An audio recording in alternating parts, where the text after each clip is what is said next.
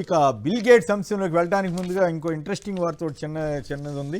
Psycho MLA Raghuramakrishnaraju నుంచి కాపాడండి. చంద్రబాబు, లోకేష్, పవన్ కళ్యాణ్కు టీడీపీ రాష్ట్ర కార్యనిర్వాహక కార్యదర్శి పొత్తూరి వినతి. రఘురామ దోపిడీ దౌర్జన్యాలపై ఆధారాలు ఇస్తానని వెల్లడట. ఏంటండి మన రామ్నాథ్ గారు చెప్పండి, రఘురామకృష్ణరాజు గారు అక్కడ ఇల్లు పడగొట్టించడం ఇవన్నీ ఎందుకు అంత గందరగోళంగా చేసుకుంటున్నాడు ఆయన? మీకేమనిపిస్తూ ఉంది సంక్షిప్తంగా? అంటే తొలి నుంచి కూడా రఘురామకృష్ణరాజు గారు అయితే అక్కడ దూకుడుగానే ఉన్నారు. రఘురామకృష్ణరాజు గారు డైరెక్ట్ చెప్పేది ఏంటంటే మొత్తం నా ఎఫర్ట్ పెట్టి ఇవన్నీ చేస్తున్నాను అంటే ఒక విధంగా సొంతంగా కూడా ముందుకు తీసుకెళ్తున్నాను అన్నట్టుగానే ఉన్నారు. రఘురామకృష్ణరాజు గారు అయితే అక్కడ లోకల్లో తెలుగుదేశం పార్టీ వాళ్ళని కానీ ఇతర పార్టీ వాళ్ళని కూడా లెక్క చేయడం లేదు. ఆయన అభిప్రాయాలకు అనుగుణంగానే వెళ్తూ ఉన్నారు అన్న ఒక అభిప్రాయం కూడా ఉంది. సో ఈ నేపథ్యంలో లోకల్ తెలుగుదేశం పార్టీ నాయకులు కూడా తిరుగుబాటు చేస్తూ ఉండొచ్చు కుమ్మనేని గారు. రైట్, మీరు కూడా మాట్లాడతారా రాజీవ్? సార్ ఖచ్చితంగా సార్, ఖచ్చితంగా సార్. రాజీవ్ మన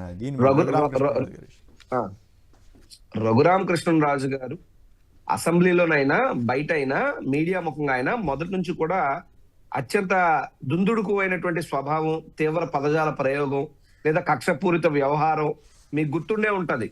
మీకు ఒక రోజు నువ్వు హోమ్ మినిస్టర్ అయితే ఏం చేస్తావంటే రక్తం పారిస్తానని కూడా ఆయన మాట్లాడారు.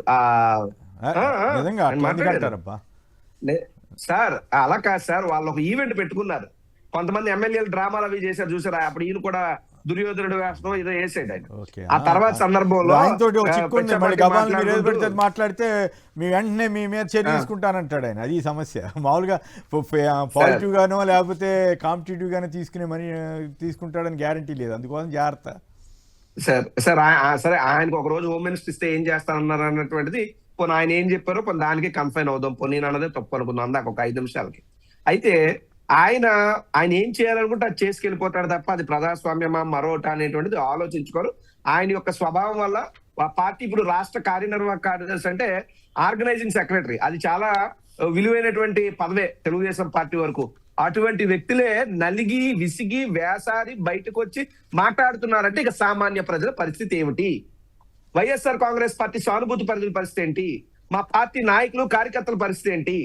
ప్రజల పరిస్థితి ఏంటి? అంటే వీళ్ళు చేసేటటువంటి దుర్మార్గమైనటువంటి పాలనకు నిదర్శనంగా ఉన్నది, ఈ రోజు అద్దం పట్టే విధంగా ఉన్నది ఆ తెలుగుదేశం పార్టీ రాష్ట్ర కార్యనిర్వాహక కార్యదర్శి బాధ అని చెప్తున్నా. సిపిఎం వాళ్ళు కూడా దాని అక్కడ ఇల్లు కూల్చేయడం మీద గొడవ ఆందోళన చేసినట్టున్నారు కదా సార్? ఖచ్చితంగా సార్, అది కూడా జరిగింది. అంటే కాలువగట్ల మీద అని చెప్పినప్పటికి కూడా వాళ్ళకి ప్రత్యామ్నాయం చూపించి చేస్తే బాగుండేది అనేది ఎక్కువ మంది భావన.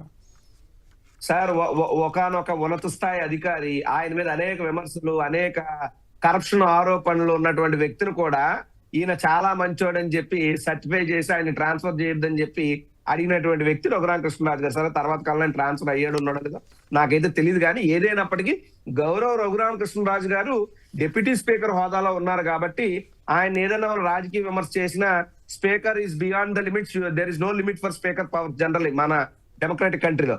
సో అలాగే మేము ఏమైనా మాట్లాడితే మళ్ళీ కేసులు పెట్టేటటువంటి ప్రమాదం ఉందని మీరు అంటున్నారు కాబట్టి కన్ఫైన్ అవుతున్నాం. కానీ లేదంటే ప్రస్తుతం ఆంధ్రప్రదేశ్ లో ప్రజాస్వామ్యం కాదు, ఆంధ్రప్రదేశ్ లో ప్రజాస్వామ్యం నడవట్లేదు. ఎవరైనా ఆరోపణ చేస్తే లేదా ఎవరైనా ఏదైనా చేయగానే వెంటనే కేసులు పెట్టేసి అణచివేయాలనే ధోరణి, ఒక రకమైనటువంటి నియంత్రిత ధోరణి ఉంది. కాబట్టి ఇది రఘురామకృష్ణరాజు గారి వ్యవహారం ఎపిసోడ్ ఈ రోజుతో ముగిసిపోయేది కాదు కదా.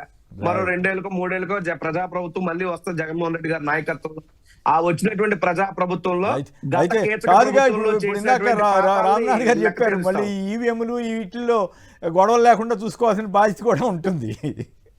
అది 100% సార్. దానికి మాకేమీ అర్థం కావట్లే. Literally mind block.